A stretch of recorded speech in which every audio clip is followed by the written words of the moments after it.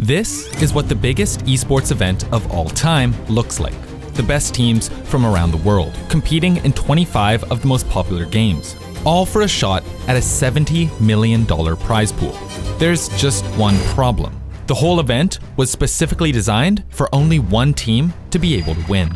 Accusations of crowds filled with paid actors, high six figures paid to streamers promoting the event, all against the backdrop of decades of human rights violations. Let's talk about a real-life esports conspiracy, the Esports World Cup. Welcome to Saudi Arabia. Brawling deserts, arid climate, a place that's not very high on most people's must-travel-to list. But that's quickly changing. Since 2016, KSA has been undergoing a makeover, an initiative called Vision 2030 that's seen the country shift its economy away from oil and towards entertainment, technology, and tourism. They've begun constructing what they describe as a paradise in the desert, a collection of megacities packed with towering skyscrapers, air-conditioned shopping malls, and sports stadiums, hosting every kind of event you could imagine. An annual F1 Grand Prix, their own golf league, Cristiano Ronaldo playing for Al Nassr. They even have a yearly WWE event. At the center of it all, the capital city of Riyadh, the fifth largest metropolitan area in the Middle East and the epicenter of Saudi Arabia's rapid modernization.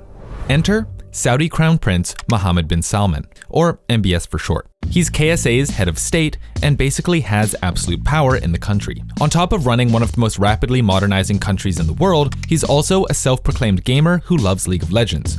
You're a big gamer. Since I'm a kid, I love it. Really? Yeah. It's no coincidence then that he's made a huge push for esports to be a part of Vision 2030. And it's his hopes that Riyadh will become, quote, a global center for gaming and esports. So, in 2022, Riyadh played host to the inaugural Gamers 8 Gaming Festival. The event was an 8-week-long esports bonanza featuring Fortnite, PUBG Mobile, Rainbow Six Siege, Rocket League, and the Dota 2 event Riyadh Masters.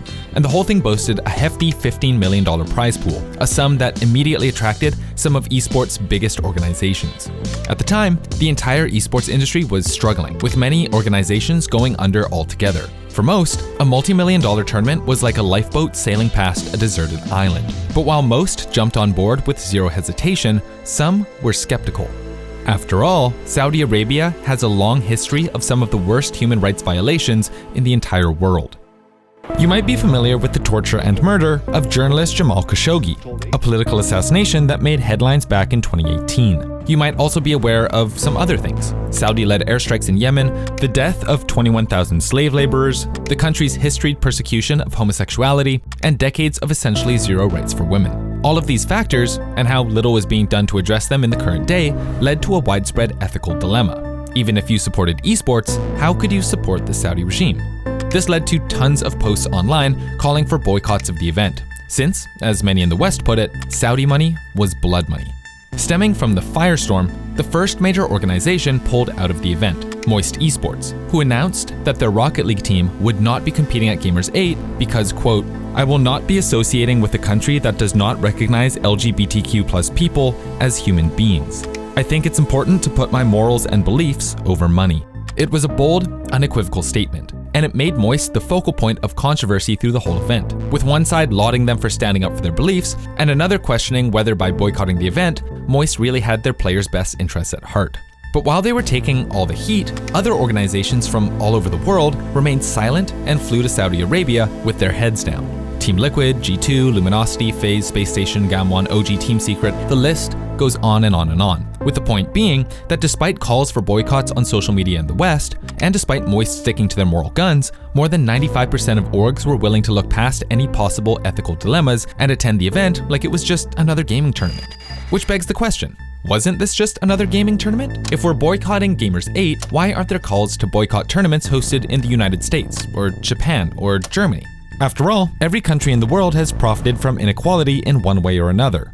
Why was Saudi Arabia being singled out? Well, to paraphrase esports analyst Rod Breslau, there's a big difference between a tournament hosted in the United States and a tournament hosted by the United States. The CDL Championships might be hosted in the USA, but the event is put on by a company rather than the country themselves. Similarly, there were many small, non-SEF sponsored grassroots esports communities running tournaments in Saudi Arabia, like the Arab Smash League. But Gamers 8 was hosted by Saudi Arabia, and looked like a concerted effort from the Saudi government to put their stamp on everything esports related. This is the difference that made people uncomfortable. The SEF was in control of the broadcast, in control of the tournament formatting, and the Saudi government profited directly from the event and its sponsors. Whether or not Saudi Arabia had nefarious motives when creating the event, many in the West were very uncomfortable with supporting the Saudi government directly, and many online were vocal in calling for boycotts and writing long posts about why they wouldn't be supporting Gamers 8. It was a very strong reaction to a very complex topic, but with Saudi Arabia's history of human rights concerns, it was also understandable, an ethical dilemma for many without a clear-cut answer. But no matter how much people hummed and hawed from behind their keyboards, the fact is that Gamers 8 2022 was very successful, due in no small part to all of the esports organizations and Western sponsors that legitimized the tournament with their presence. So, in 2023, the Saudi Esports Federation wanted to level things up. More games, more money, more viewers. They invested a ton into making sure their image on stream cast Saudi Arabia in a positive light, paying Western content creators to help promote the event. This time, it was Team Liquid that came under scrutiny. After competing at Riyadh Masters, Team Liquid's CEO, Victor Goossens, put out a video apologizing to fans for attending the tournament and pledging $50,000 to LGBT and women's charities. The video rang hollow for many different reasons, but Goossens did make one very good point. Saudi Arabia was investing a lot of money into esports, and it was becoming increasingly difficult not to attend events with ties to the country. In 2021, they purchased ESL, FaZe, and DreamHack. They had partnerships with brands like Razer and Asus. They were buying up huge chunks of the industry, and every sponsorship helped to further legitimize their events. For example, having Dota 2, Counter-Strike, and Tekken featured at the event meant direct support from the publishers of those games. Whether they were posting online to promote the event, whether there were in-game events that helped celebrate it, or just seeing the logo in the title of the stream, these publishers lended legitimacy to Gamers 8 and later the Esports World Cup to most Western audiences. Plus, in 2023, they tripled the prize pool from $15 million to $45 million. How could anyone pass up that kind of money? It's no secret that esports doesn't pay much, so when an opportunity like this comes along and offers millions of dollars in prize pools, paid tickets to the event, and tons of other perks, the players, casters, and streamers are put in an incredibly difficult position to either participate or get left behind. It's possible, and likely even, that a majority of the individuals who participate in these events don't necessarily condone the actions of the Saudi Arabian government. But with enough money and prestige on the line, a certain amount of indifference is all that's needed to work on what can be viewed as just another esports gig. It becomes even easier to justify at such a grand, multifaceted event, which includes celebrities, media companies, and organizations who are all paid to amplify the event's message, a celebration of esports. Whether sponsored by a state-run esports federation or a small local tournament back home, this is the kind of thing that many people want to watch and support. When Caedrel restreams League of Legends, when Ohnepixel restreams CS2, or when Scump restreams Call of Duty, the event is being filtered through a familiar face, adding a dimension of credibility to the event and, by extension, Saudi Arabia. You might not like the Saudi regime personally, but if Ohnepixel is live critiquing skins while watching EWC, well, I was probably gonna tune in anyway. The term for this is esports washing. It's putting a familiar face over a giant circus to distract people from the bad things happening behind the scenes. Even though that's not the singular motive behind hosting the Esports World Cup, it's still a high production celebration of esports after all. It is a byproduct of it. Events like these let Saudi Arabia make themselves more palatable to a Western audience. The Saudi Esports Federation is in charge of the whole broadcast, so they can choose when to cut to shots of the crowd. They can nudge commentators to say positive things about the venue and city. They can run ads promoting tourism in Riyadh, and the more people who tune into the event, the wider their reach becomes. The only thing the SEF isn't in charge of is who wins the whole event, right? I mean, they can't change that, can they? In 2024, Gamers 8 rebranded to the Esports World Cup. And the final step in Saudi Arabia's plan to become the center of the esports universe was to prove that they aren't just good at hosting esports tournaments, they're good at winning them too. The first step was to attract talent to play for Team Falcons, Saudi's own esports org. They were willing and able to pay huge sums of money to attract foreign players like Niko and M0nesy in Counter-Strike, to buy a phenomenal all-Korean team in Overwatch featuring Hanbin, a Call of Duty team in the Las Vegas Legion, signing BDS's entire R6 team, sponsoring chess legends Hikaru Nakamura and Ali Reza Fallujah, and way more.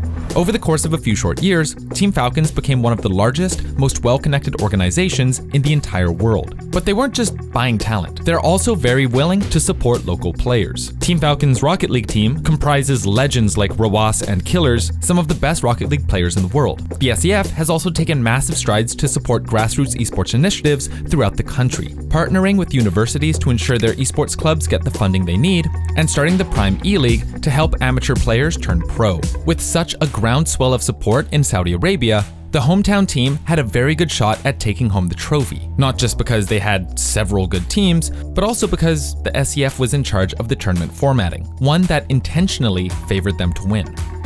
Rather than incentivizing winning events, they created a format where teams would earn points based on their placement. First place would give you 1,000 points, second place 500, like that. This would leverage the fact that Team Falcons simply had more teams registered in more games than anyone else. And it also meant that their teams didn't necessarily have to be the best most of the time. If they placed in the top 5 or top 3 across the board, they'd likely be able to win.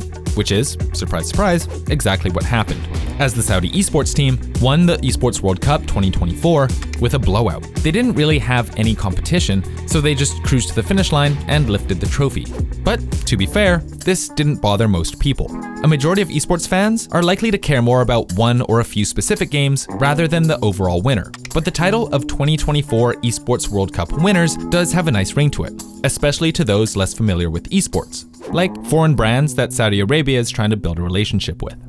And this brings us to 2025. This past year, EWC was its biggest iteration yet. It featured 25 games, 218 clubs, and players from 89 different countries. The prize pool was a whopping $71.5 million. To drum up hype, the Saudi government commissioned a 5-part documentary on Amazon Prime. They flew in streamers from all over the world to help host the event, and they even had Cristiano Ronaldo cutting promos for them. The end result? A really, really well-produced esports event.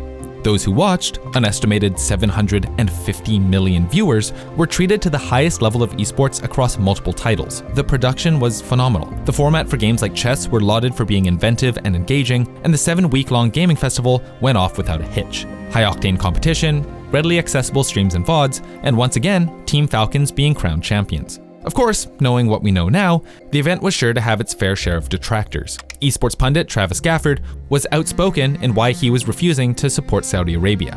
Geoguessr was offered a spot at the games, but pulled out due to fan backlash. Tarek, a retired CS pro and streamer, repeatedly refused 7-figure offers to come host the event. Ironically, Tarek's own organization, Sentinels, is an EWC partner. At the event itself, Chopper, Team Spirit's IGL, went online and posted about how fans at the stadium were, quote, hired workers paid to cheer for Team Falcons. It was also apparent that whenever Team Falcons was on stream, production would turn up the volume on the crowd mic and cut to shots of the audience cheering.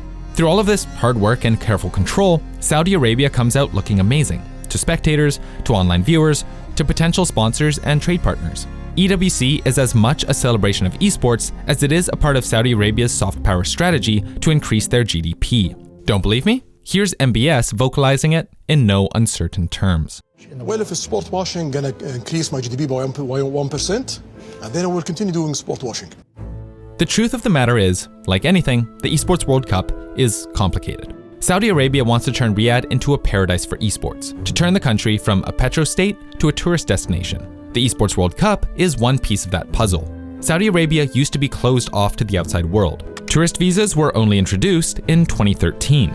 Now, people from all over have a reason to fly to Saudi Arabia, to watch golf, F1, WWE, to attend comedy shows featuring Bill Burr and Pete Davidson, and to spectate one of the largest events in esports. Diversification, esports washing, soft power, plain old marketing. Whatever you want to call it, it's working.